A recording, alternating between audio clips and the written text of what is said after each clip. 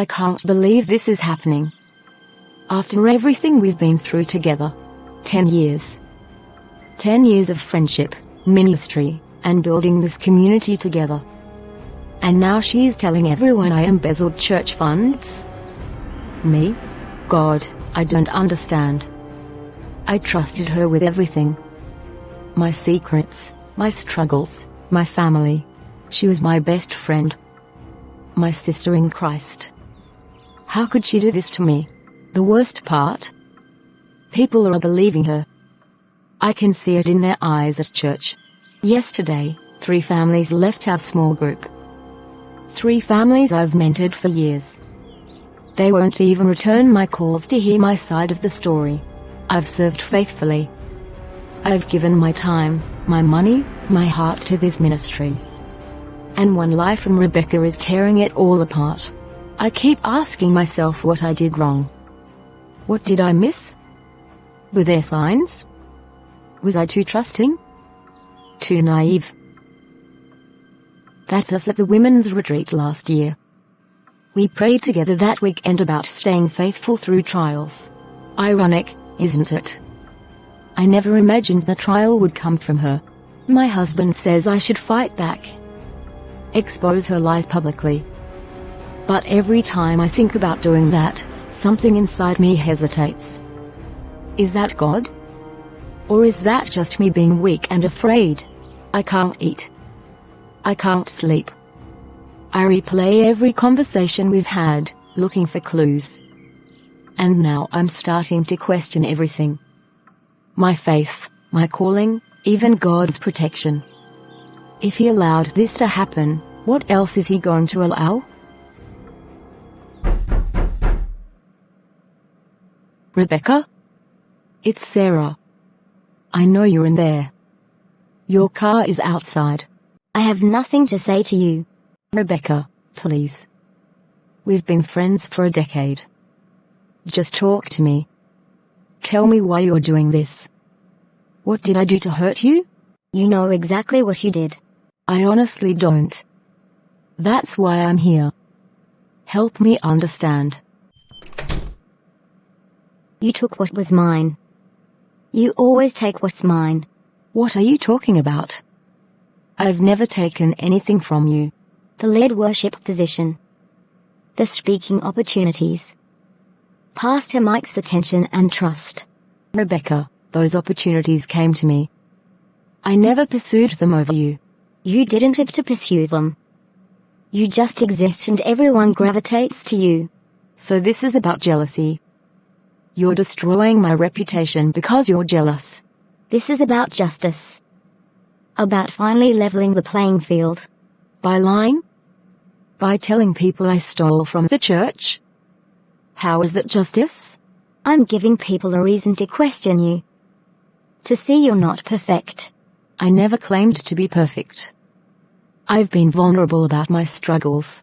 Your struggles are carefully curated.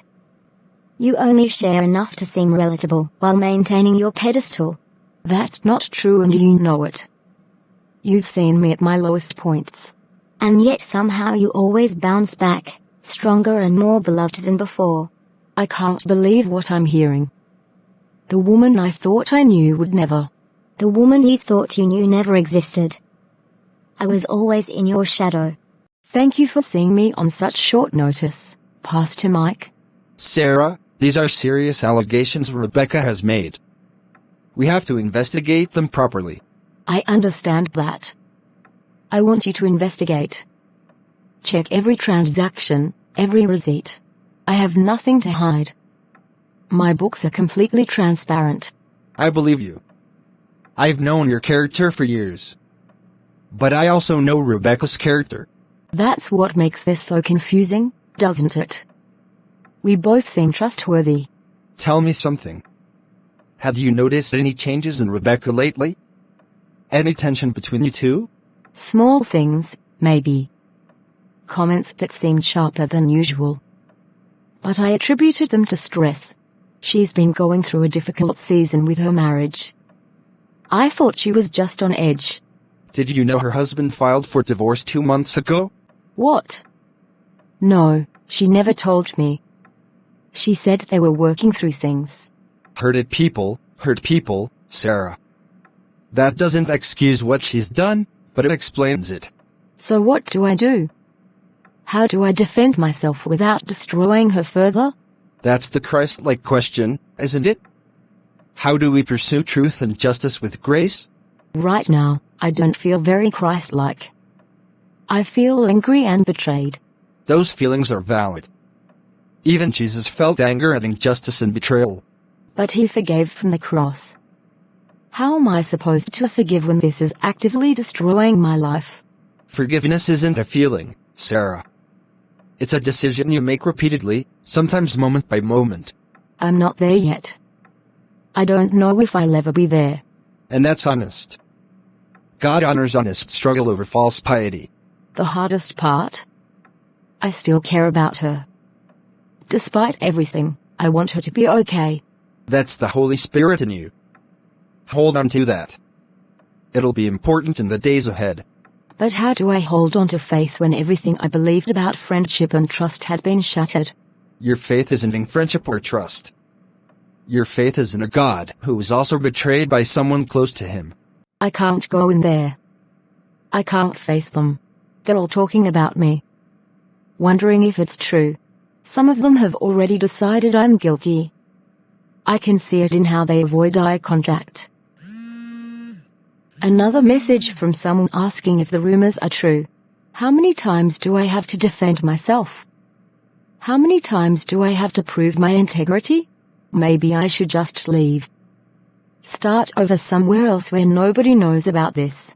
But running feels like admitting guilt. Like I have something to hide. God, I need you to show up right now. I need something, anything, to hold on to. Because I'm losing my grip. I'm losing my faith in people, in community, in ministry. I'm even losing faith in you. And that terrifies me more than anything else. Where are you in this? Why aren't you defending me? I've served you faithfully. I've tried to honor you in everything. And this is what happens. Maybe I've been fooling myself. Maybe all of this faith stuff is just a way to cope with a chaotic world. Maybe there's no grand plan. No divine protection. No reward for faithfulness. But if that's true, then what have I been living for? What's been the point of any of this? Oh. Sarah? Are you okay? Marcus. Hi. Yes, I'm fine. Just having a moment. Can we stay in the car for a minute? Okay. I know what Rebecca is saying about you. I don't believe a word of it. You don't? I've watched you serve this church for years. I've seen your heart. That doesn't align with theft. Thank you. You don't know how much I needed to hear that right now. I also know Rebecca. And I've seen her struggling with comparison for a long time. Why didn't you say something? Why didn't someone warn me? Because we hoped she'd work through it. We prayed for her. But envy is a dangerous thing when left unchecked. I feel so blind. How did I miss this? You saw the best in her. That's not a flaw, Sarah. That's who you are. Right now, it feels like a flaw. It feels like stupidity. 20 years ago, I went through something similar. A business partner I trusted betrayed me. What happened? He spread lies, stole clients, nearly destroyed everything I had built. I was angry, bitter, ready to give up. How did you get through it?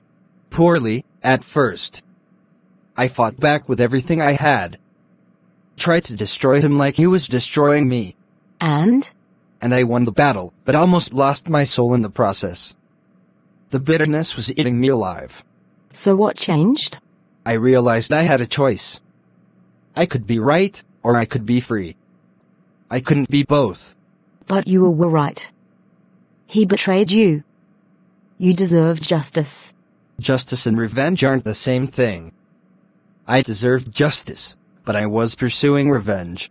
How do you tell the difference? Justice seeks to restore and heal. Revenge seeks to destroy and hurt. Check your heart's motive. Right now, I want her to hurt like she's hurt me. Does that make me a terrible person? It makes you a human. But don't let that human desire drive your actions. So what do I do? Just let her win? You fight for truth, but you fight with integrity. You don't become what you're fighting against. David, look at this. These are all the financial reports from the last 2 years. Every transaction is documented. Every penny accounted for. And here are the bank statements that correspond with each report. This is ironclad, Sarah. There's no way anyone can claim you took money. Then why is she doing this? She has to know the truth will come out. Maybe she doesn't care. Maybe causing doubt was enough for her. What if the damage is already done? What if even when I'm cleared, people still wonder? Then those aren't your people. Your real community will stand by you. I thought Rebecca was my real community. I thought she was family. I know. And I'm sorry. I never trusted her completely, but I kept quiet because you loved her. You never trusted her? Why didn't you say something? I saw little things. The way she competed with you. The way her compliments had edges to them. And you didn't think I should know? I didn't want to seem controlling or paranoid. I thought maybe I was reading too much into it.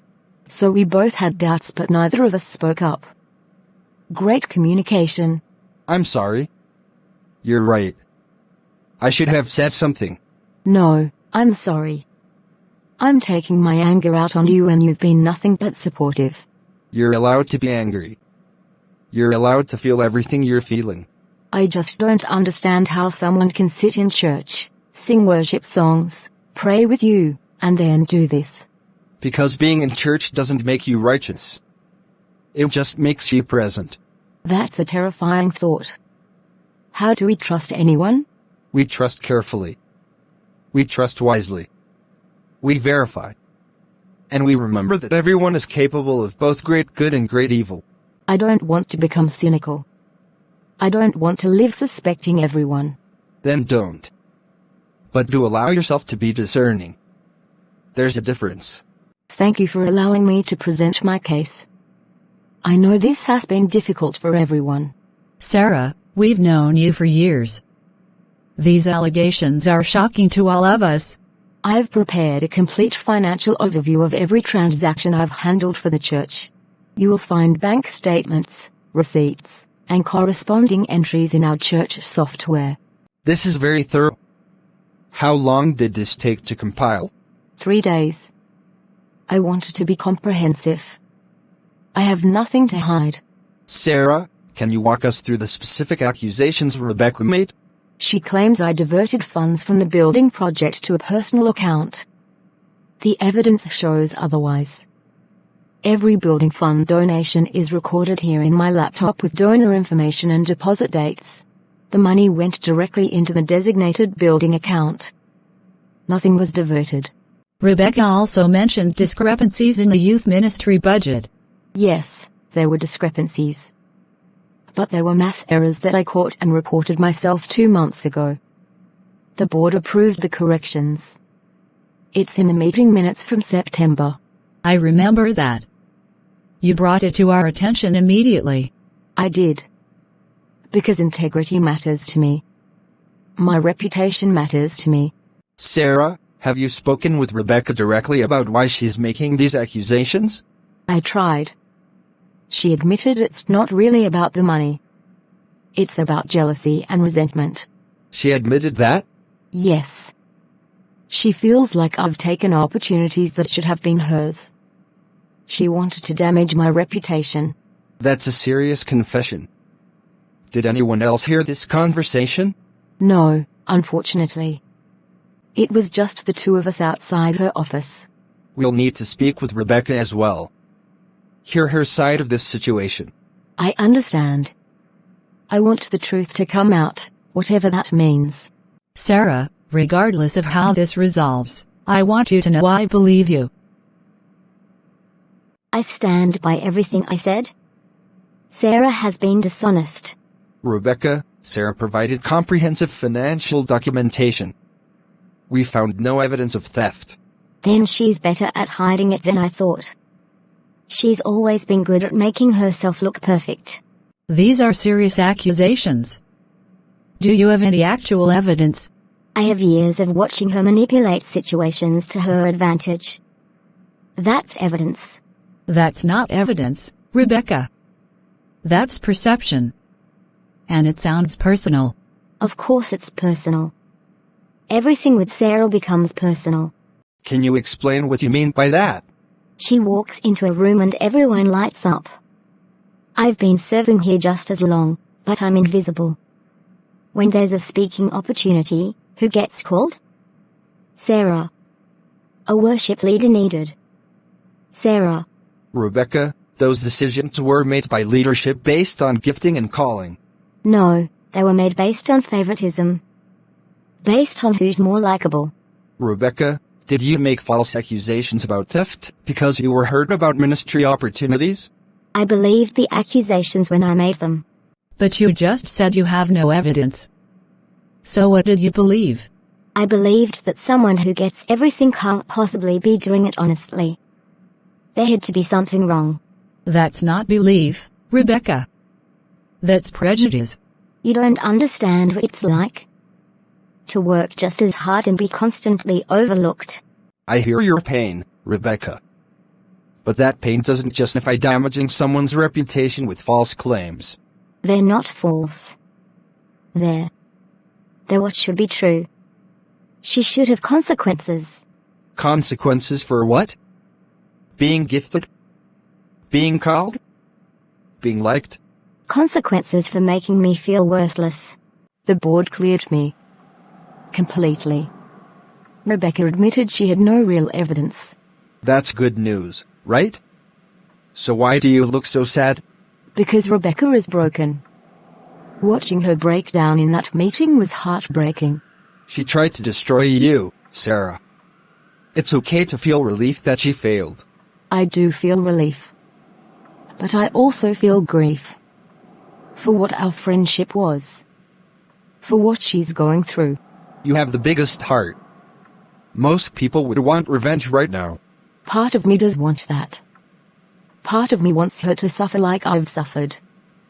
But another part of me remembers who she was before the hurt consumed her. What happens now? With the church? Pastor Mike is requiring her to take a leave from all ministry positions. She needs counseling. And what about you? What do you need? Honestly? I don't know. I feel vindicated but not victorious. The people who doubted me still doubted me. That doesn't just go away because I was cleared. So maybe it's time to evaluate who deserves to be in your inner circle. I'm starting to think I don't want an inner circle at all. Maybe isolation is safer. That's not you talking. That's the wound talking. How do you know? Maybe this experience is showing me who I really should be. It's showing you that people can hurt you. It's not showing you that you should stop being you. Being me got me into this mess. Being trusting and open and vulnerable. Being you also built a ministry that's touched hundreds of lives. Don't let one person steal that. But what if it happens again? What if I trust someone else and they betray me too? Then you'll survive that too. But you can't live your life in fear of what might happen. Rebecca. I didn't expect to see you here. I know I'm probably the last person you want to see. Can we talk? I don't know if that's a good idea right now. Please. I need to say some things.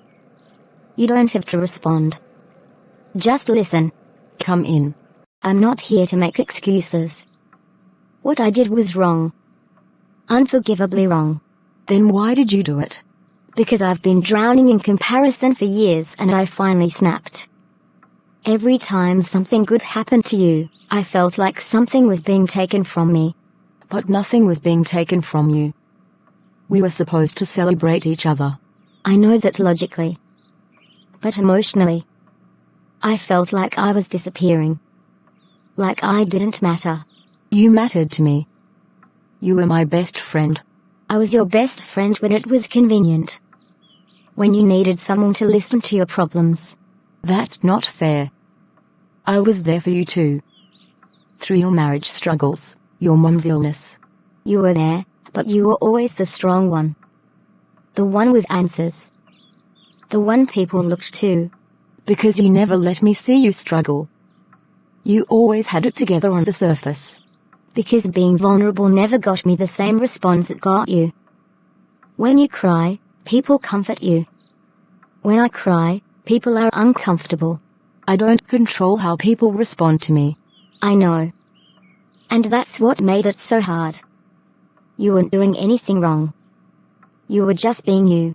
So you decided to destroy me for being myself. I decided to make people see you the way I felt. Flawed. Questionable. Not perfect. I never claimed to be perfect, Rebecca. But that's how people saw you. And I wanted them to see you differently. Even if it meant lying. Do you understand what you've done to me? To my family? I'm starting to. The board meeting opened my eyes to how far I'd fallen. My kids heard rumors at school that their mom is a thief. Do you know what that did to them? I'm so sorry. I didn't think about the ripple effects. You didn't think about anything except your own pain and jealousy. You're right. I was completely selfish. I was so consumed with my own hurt that I hurt everyone around me. And now what? You apologize and everything goes back to normal? I don't expect that. I don't expect anything from you. Good. Because I don't know if I have anything to give you right now. I just needed you to know that I see what I did. I see how wrong it was. Is that supposed to make me feel better? Your awareness doesn't undo the damage. I know. Nothing I say can undo it. But I had to try to explain, even though there's no real explanation. When did I become your enemy, Rebecca? When did our friendship turn into a competition I didn't know I was in? I don't know exactly. It was gradual. Small moments of comparison that built into resentment. And you never thought to talk to me about it? To tell me you were struggling? How could I? Hey Sarah, I'm jealous of your blessings and opportunities? That sounds terrible. It sounds honest. It sounds like something a real friend would share. I was too ashamed. I knew it was wrong to feel that way, so I hid it. And hiding it turned it into something monstrous. Yes. And I take full responsibility for that. I let it fester and grow until it controlled me. What do you want from me right now? Forgiveness? Absolution? I don't know. Maybe just acknowledgement that I'm owning what I did. I acknowledged it. But I don't know what to do with it. Are you awake? Yeah. I heard Rebecca leave an hour ago. How did it go? She apologized. Took responsibility. Explained her jealousy and resentment. And how do you feel about that? Confused. Angry. Sad. All of it at once. Do you believe her apology was genuine? I think so. But does that even matter? Does genuine regret erase genuine harm? No. But it might be a starting point for healing. I don't know if I want to heal this. Maybe some relationships should stay broken. That's a valid choice. Not every relationship needs to be restored. But isn't that what Christians are supposed to do? Forgive and restore. Forgiveness doesn't always mean restoration. Sometimes forgiveness means releasing someone without reconciling. That feels like giving up. Like I'm not being Christ-like enough. Christ had boundaries too. He didn't stay in toxic situations just to prove his grace. But he did forgive people who hurt him. Even from the cross. He did. But he also let Judas face the consequences of his betrayal. There's nuance here. I just don't want to be someone who holds grudges. Who lets bitterness take root. There's a difference between holding a boundary and holding a grudge. How do I know which one I'm doing? Check your heart. Do you wish her harm? Or do you just need distance? I don't wish her harm. I actually hope she gets help and heals. But I don't want her in my life. Then that's a boundary, not a grudge. And boundaries are healthy. It still feels hard. Like I'm failing some kind of spiritual test. Maybe the test isn't about keeping everyone close. Maybe it's about wisdom and knowing who belongs where. Sarah. It's good to see you back. How are you holding up? Better. The truth came out, so that's something. I heard. And I heard Rebecca came to see you. That took courage on her part. Did it? Or was it just guilt trying to ease itself? Maybe both. People are complicated. Motives are rarely pure. I don't know how to move forward. With her, with this church, with ministry. You don't have to figure it all out today. Give yourself time to process. Everyone keeps saying that. But while I'm processing, life keeps moving. Ministry keeps happening. Then let it happen without you for a bit. Rest. Heal. Figure out what you want your life to look like. What if what I want is to walk away from all of this? Then walk away. God's calling on your life doesn't chain you to this specific place. But I built so much here. The women's ministry, the small groups, the outreach programs. And those things will continue or they won't. But they can't be your reason for staying if staying is killing you. Is it dramatic to say this experience nearly destroyed my faith? Not at all. Betrayal by a fellow believer is one of the deepest wounds you can experience. Because you expect betrayal from the world. But from someone who worships beside you? That cuts differently. It does. And it's okay to acknowledge how much it hurts. I used to love this place. It felt like home. Now it feels like a crime scene. That might change with time. Or it might not. And both outcomes are okay. How long did it take you to trust again after your betrayal? Years. I'm not going to lie to you. The wound was deep and the healing was slow. That's not very encouraging. But I did heal. And you will too. The timeline is just different for everyone. Okay, God. It's just you and me. No performance. No pretending. I'm angry with you. I need you to know that. I'm angry about what you allowed. I've served you faithfully. I've tried to honor you. And you let this happen. You let someone I trusted completely destroy my reputation. My peace. Nearly my faith. Where were you? Where was your protection? Your vindication? People say you'll work this out for good. That you have a plan. But I don't see it. All I see is wreckage. All I feel is pain. And I'm supposed to trust you through this? I don't know how to trust you right now. I don't know how to trust anyone. If you let Rebecca betray me, what else will you let happen? What other pain is waiting? I need answers. I need to understand why. Why her? Why this? Why now? Or maybe I don't need answers. Maybe I just need to know you're still here. Are you still here? Because I feel completely alone. I've preached about your presence in trials. I've encouraged others to trust you in darkness. But living it is so much harder than teaching it. The platitudes don't comfort like I thought they would. I want to believe you're good. I want to believe you care. But my experience is contradicting my theology. And I don't know which one to trust. My experience or what I've been taught about you. Help me. Please. I need something. A sign. A word. Anything. Or maybe just the strength to keep going even without answers. Thanks for meeting me. I needed to get out of my own head. Of course. You sounded rough on the phone. How are you really doing? I'm surviving. Some days better than others. Today is somewhere in the middle. Have you decided what you're going to do about church? About ministry? I'm taking a break. Stepping back from leadership for a while. I need space to heal. Good. You can't pour from an empty cup. and yours is completely drained. Pastor Mike was understanding. He encouraged the break actually. And Rebecca? Where does that relationship stand? Nowhere. I accepted her apology, but I told her I need distance. Maybe permanent distance. How did she respond to that? She understood. Or at least she said she did.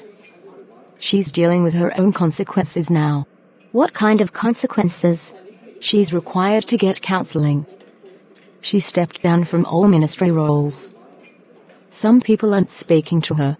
Do you feel bad about that? Sometimes. Then I remember what she did and the guilt fades. Is that wrong? It's human. You're allowed to have complex feelings about this. Everyone expects me to be the bigger person. To extend grace and forgiveness immediately. Everyone can have expectations. That doesn't mean you have to meet them on their timeline. I keep thinking about what this has taught me. About trust, about people, about faith. What has it taught you? That betrayal reveals character. Both the betrayer's character and your own. What did it reveal about yours? That I'm stronger than I thought. But also more fragile. I can survive this, but it's changed me. Changed you how? I'm more cautious now. More guarded. I don't know if that's wisdom or just fear. Maybe it's both. Maybe that's okay for this season. Good evening. Pastor Mike. Sarah, thank you for your presence. I need to share something with you. Of course. What's going on? I've been meeting with Rebecca for counseling sessions. She gave me permission to share something with you. Okay. I'm listening. Her betrayal of you wasn't the first time she's done something like this. There's a pattern. What do you mean, a pattern? At her previous church, she made similar accusations against another woman leader. It was covered up and she left. So this is who she is? This is what she does? It's what she's done when jealousy and insecurity overwhelm her. She's working on understanding why. Why are you telling me this? To make me feel better? Because it doesn't. I'm telling you it because her issues have nothing to do with you. This would have happened regardless. That almost makes it worse. I wasn't even special enough to warrant a unique betrayal. That's not what I'm saying. I'm saying you weren't the cause. Her brokenness was looking for a target. And I just happened to be convenient. Into the wrong place at the wrong time. In a way, yes. But also, your light threatened her darkness. That's not your fault. So what am I supposed to do with this information? Release yourself from the burden of trying to understand what you did wrong. You did nothing wrong. I keep looking for my mistake. The moment I could have prevented this. There was no such moment. You can't prevent someone else's choices, no matter how vigilant you are. Then how do I trust people again?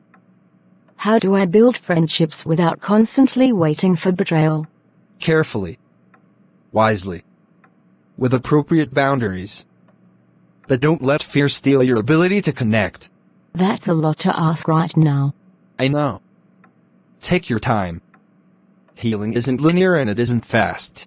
Did she say why she gave you permission to tell me this? She wanted you to know it wasn't about you. She wanted to free you from false guilt. That's surprisingly thoughtful for someone who tried to destroy me. People are complex, Sarah. We're all capable of great harm and great growth, sometimes in the same season. A letter came in and it's from Rebecca. Should I even open it? That's your call. You don't owe her anything, including reading her letters. But what if it's important? What if she's saying something I need to hear? Or what if it's just more manipulation? More excuses? Only one way to find out. Sarah, I'm not writing to ask for forgiveness or reconciliation. I know I don't deserve either. I'm writing because my counselor suggested I own my story fully, including the parts that are hardest to admit. The truth is, I've been jealous of you since the day we met. You have something I've spent my life trying to create. Authenticity. People are drawn to you because you're genuinely yourself, and I've never known how to be that. That's surprisingly self-aware. I've spent so much energy trying to be what people want that I lost who I actually am. And watching you just exist naturally made me hate myself. So I tried to make you small like I felt. I tried to drag you down to where I was living. I'm in therapy now, working on understanding why I do this. Why comparison consumes me. Why I can't celebrate others. This isn't an excuse. Actions have consequences and I'm facing mine. I just wanted you to understand the root. You didn't deserve what I did. You were a good friend to me, even when I wasn't one to you. I hope someday you can heal from the damage I caused. You have every right to never forgive me. But I needed you to know that your kindness wasn't wasted on me. It's actually what's making me want to change. May God give you peace and restoration.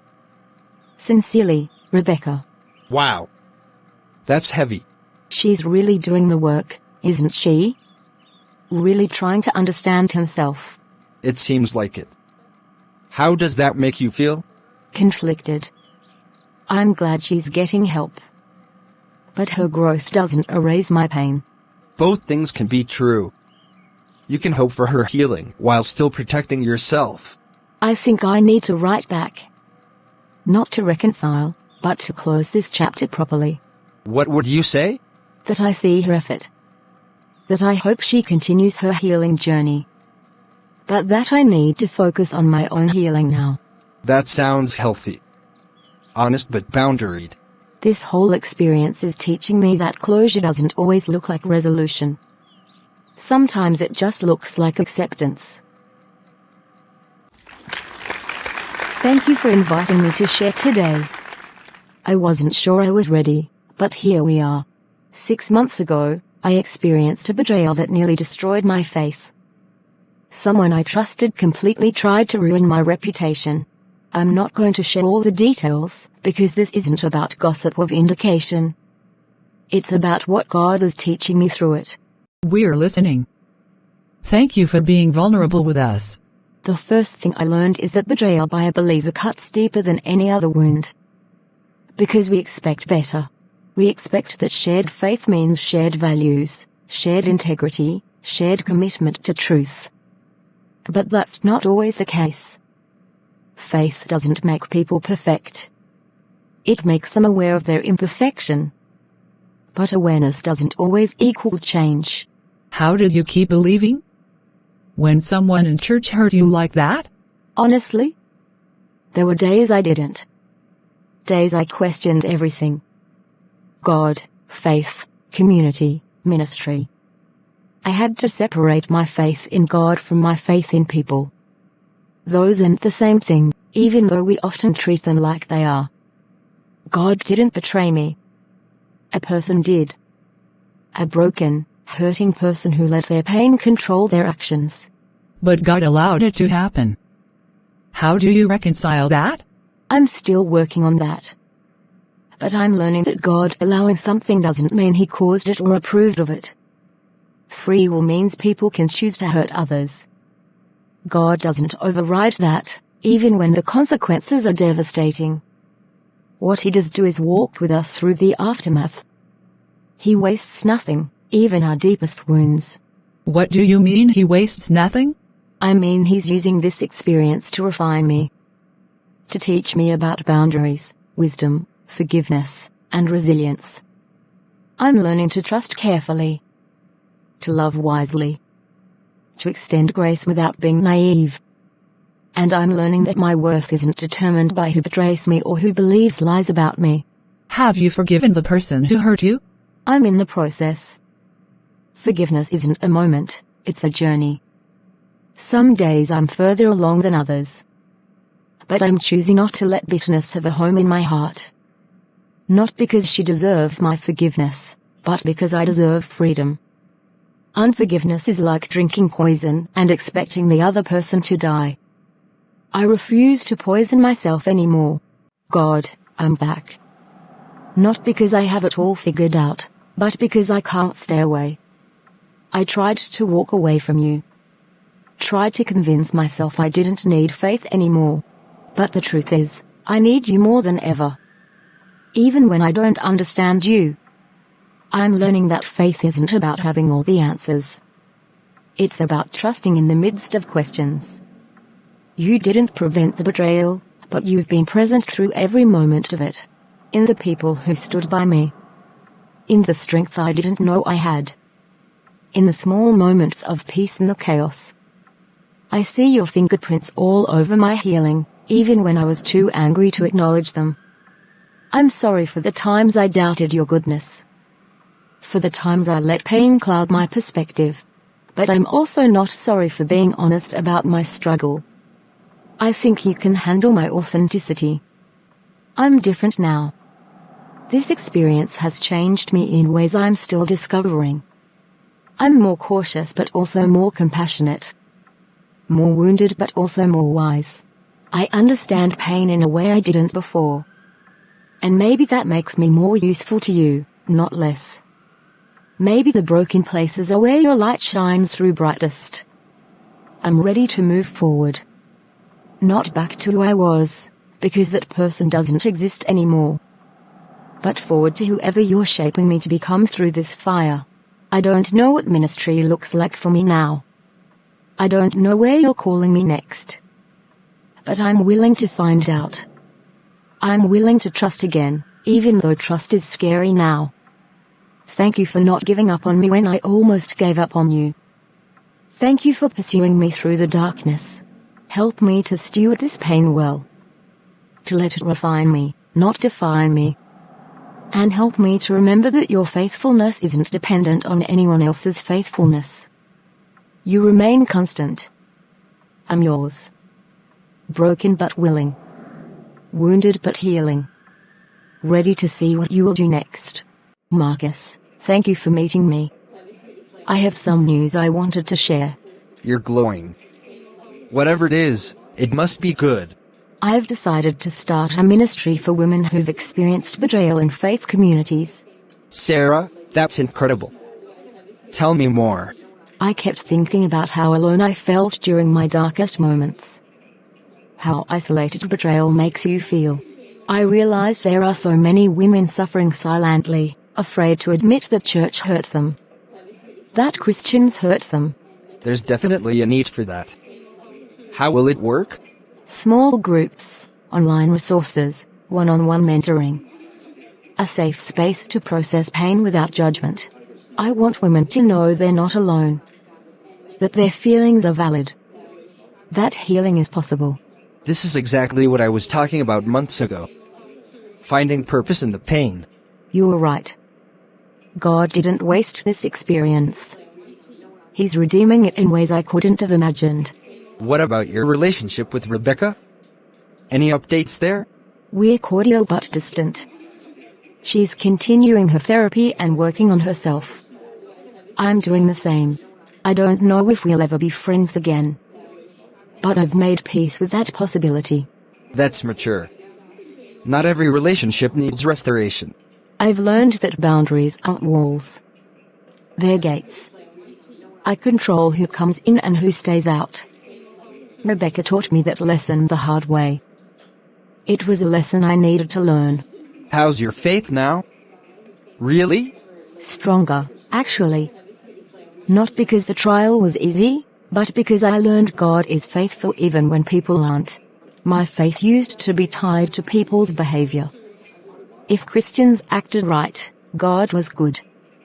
If they didn't, I questioned everything. Now I understand that God's character is independent of human behavior. He's good regardless of what people do. That's a profound shift. It had to happen. My old faith was too fragile.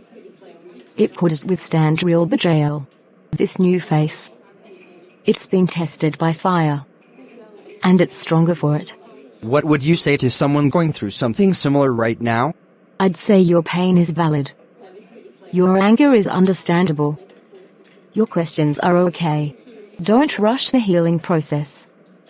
Don't let anyone pressure you to forgive before you're ready. But also don't let bitterness make a home in your heart. Don't let one person's betrayal steal your ability to trust again. And remember that God is bigger than the wound. He can heal what feels permanently broken. You're going to help so many people, Sarah. I hope so. Because if my pain can become someone else's pathway to healing, then it wasn't wasted. I spent months asking God why this happened. I've stopped asking why and started asking what now. What now means using my story to help others. What now means building something beautiful from the ashes. From betrayal to ministry. That's quite a journey. It is. And I'm not at the end yet. Healing is ongoing. Growth is continual. But I'm no longer defined by what was done to me.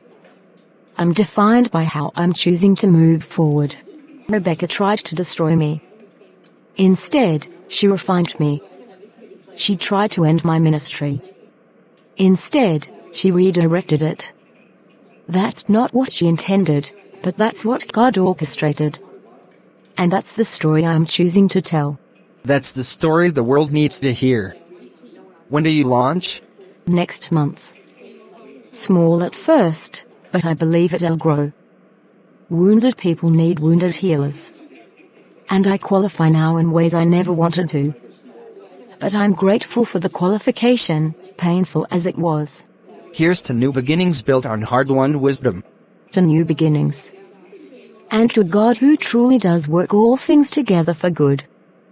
Even betrayal. Even this.